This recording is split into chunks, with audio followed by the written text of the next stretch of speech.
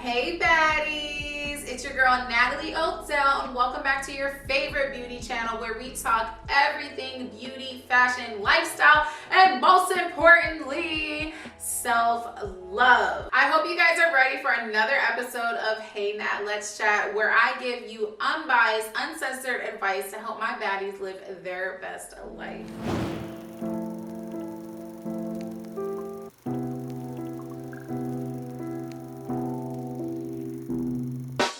Okay, baddies, so for episode 3 of Hey Nat Let's Chat, I decided I wanted to throw in some questions that are a little bit different than the other ones that I was answering. I was talking a lot about, relationships before, and we're gonna have a few of those, but I sprinkled in some other ones too. And don't forget, if you did submit a question and I didn't respond to it this time, continue sending your questions because it might just be a matter of time before I see it and then I can answer in the next one. It's really easy to submit. You just have to follow me on Instagram and Twitter and everything and just kind of wait for me to say that I'm opening my DMs for them, because that's the only time I'm actually looking through my DMs for Hey Nat Let's Chat questions. So eventually I'm probably gonna make like an email or something for it so that it's a lot easier and you guys can submit at any time and I'll just like go through that email. But for now, we're gonna use the DMs. Okay, so let's get into the video.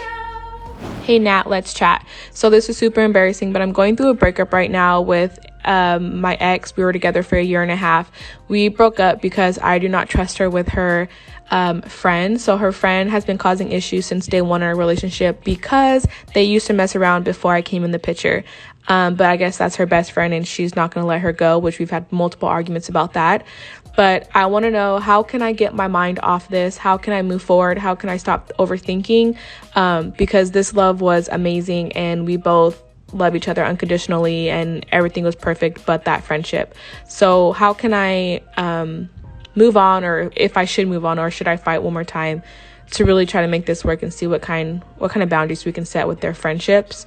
I just need some help, girl. Let me know. Listen, girl, I just felt that one in my chest and my stomach and my heart. I was like, hold up. I can relate to this. I'm sure everyone watching this can relate to certain boundaries being crossed and stuff like that in a relationship. Whether you're a jealous person or not, it's a really tricky situation when you were actually talking about somebody that your partner was actually intimate with. That's a totally different ball game, okay? So I completely understand where you're coming from and feeling like there's trust issues and really uncomfortable with it. I want to give you a little bit of background information on my relationship. So I know I bring this back to Easy and I pretty often, but I feel like it's a great example. So Easy is still friends with one of her exes and it's public knowledge. She posts about it and stuff like that. And I think the thing that made me feel the most comfortable with it is her. Easy made sure I was comfortable with it. She did things, went an extra mile to make sure that I didn't feel like there was anything going on. She would take her phone calls with her ex around me. I met her ex. She honestly never really hung out with her ex much without me, and if she did, she would call me or text me or FaceTime me so that I could say hello. She went the extra mile to make sure that I was comfortable. So I'm gonna bring that back to you to say, is your girlfriend doing that? Is she making sure that you are comfortable? To me, it sounds like she's not, based off of your voice memo. It sounds like she's kind of more being defensive of their friendship because they were best friends before you, but they weren't just strictly best friends. They were actually intimate, and that means they were friends with benefits. Y'all were best friends with benefits, okay? Dang, girl, this is a tricky one, and it's actually a really good question. Like, what should you do? I'm gonna say this. If I was you, I would see if there are boundaries that you can set that she will accept. I would have a conversation with her and be like, look, I want to give this another try, and here are the boundaries that we have to set. Maybe the boundaries are, y'all can't hang out without me. Maybe the boundaries are, I don't want y'all talking past a certain time at night. I don't really know what your boundaries necessarily will be. That's gonna be like up to you and what you're comfortable with. But see how willing she is to accept those boundaries and abide by them.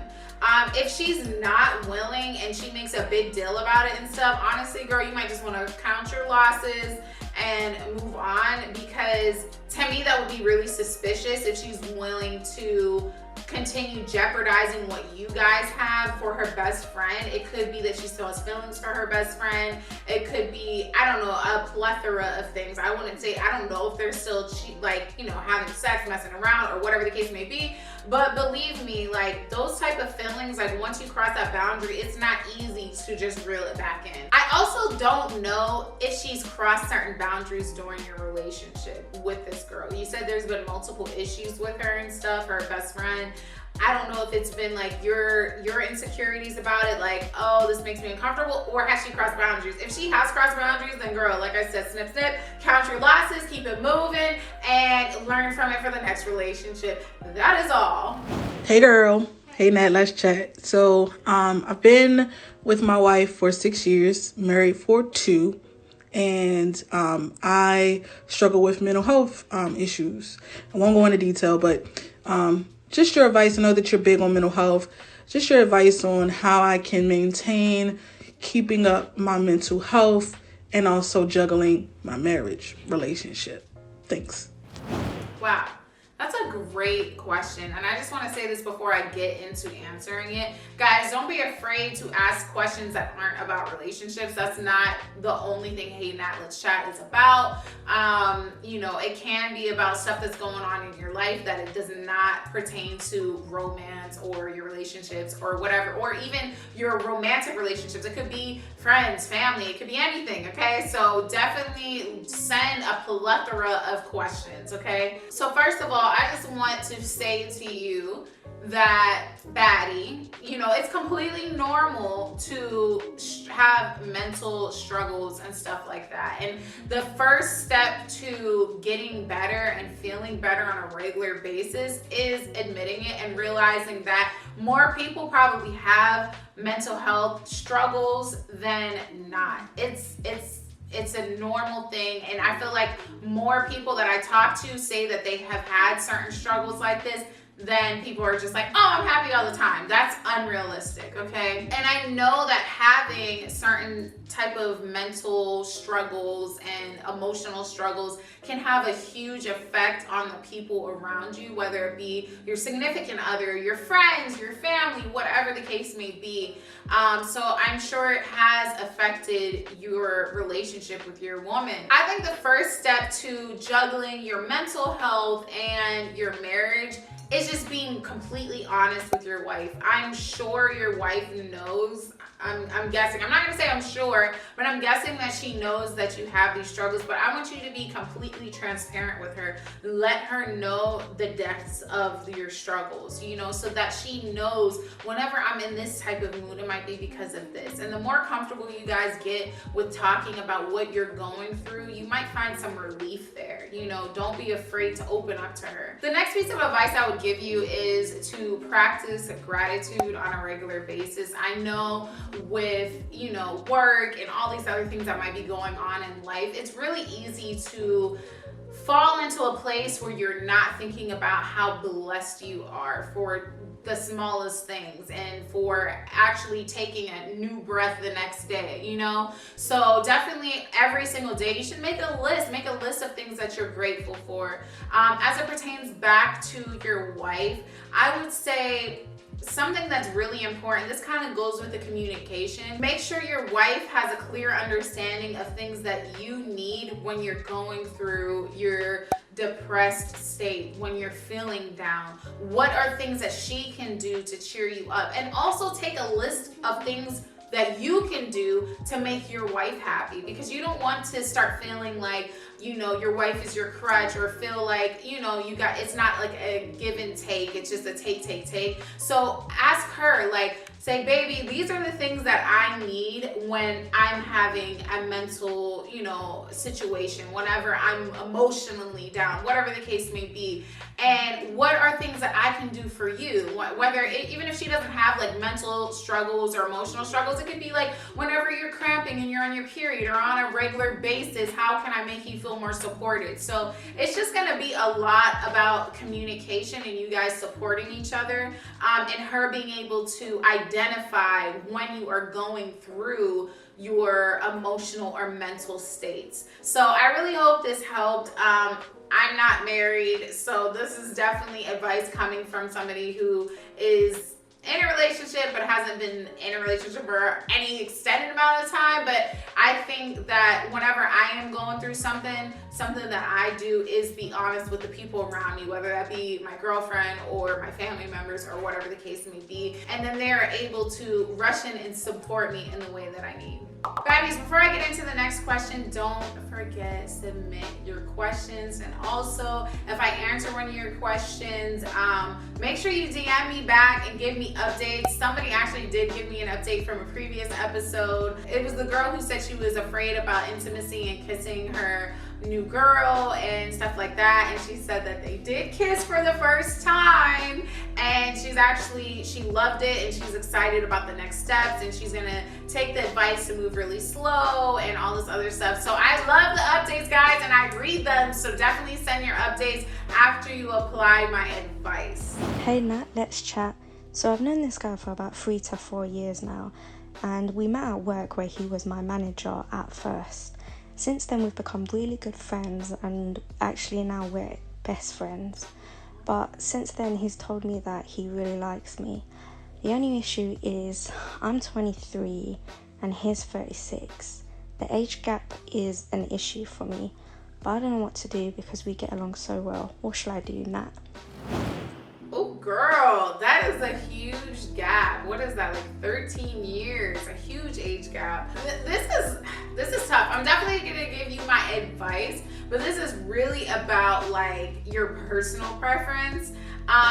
It seems to me, because here's the thing, whenever there's like a huge age gap, attraction can be somewhat of an issue, but you guys are both still pretty young, so he should still look like, pretty good and stuff like that. So I doubt that's the issue, especially being that you're catching feelings for him and stuff like that. I'm guessing what your issue is that you guys are at two totally different places in your life.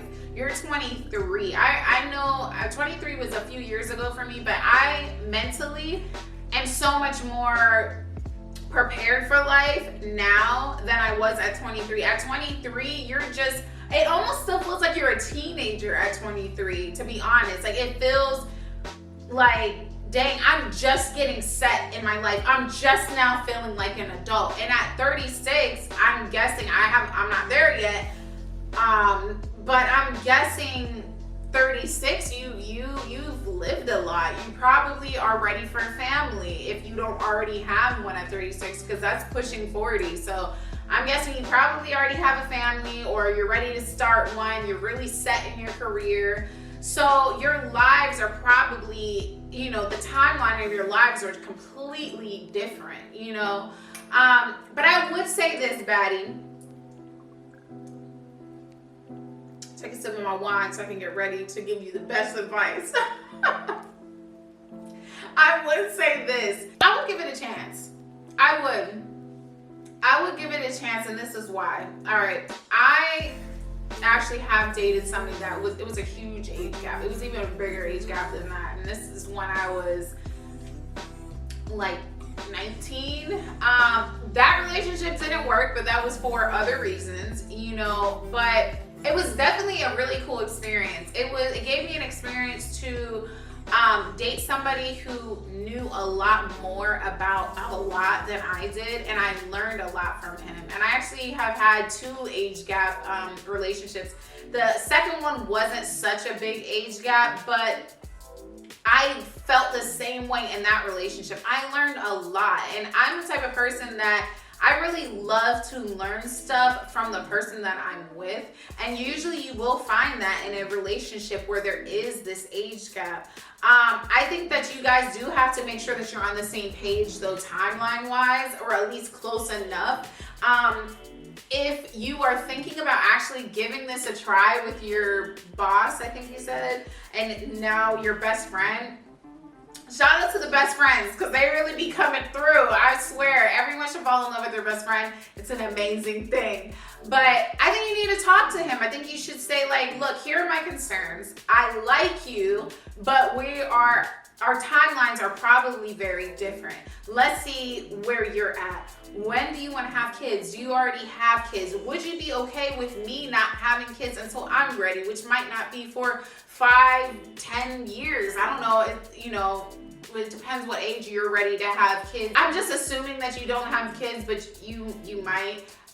But if kids aren't the issue, then it could be other things. It could be marriage. It could be when to buy a house. There are so many different things that people have to think about when they go into a relationship, and usually people are ready for those things at different ages and stages in life. So I would just say, make sure you guys have a clear understanding of what you both want out of life and what the timeline is, and can you guys make any type of sacrifices for the other person's timeline, since you guys are on two totally different pages. But listen, if y'all have the connection, try it out. Try it out. I mean, it wouldn't be the worst thing, like, to be with somebody who's that much older. If he's attractive, the attraction is there, he's your best friend, that part seems amazing. I would say go for it. Try it out. Just make sure that you guys have communicated all of those things, and girl, let me know how it goes. Give me a little update in a couple months if you guys do decide to go on dates and actually try to make things a little more romantic.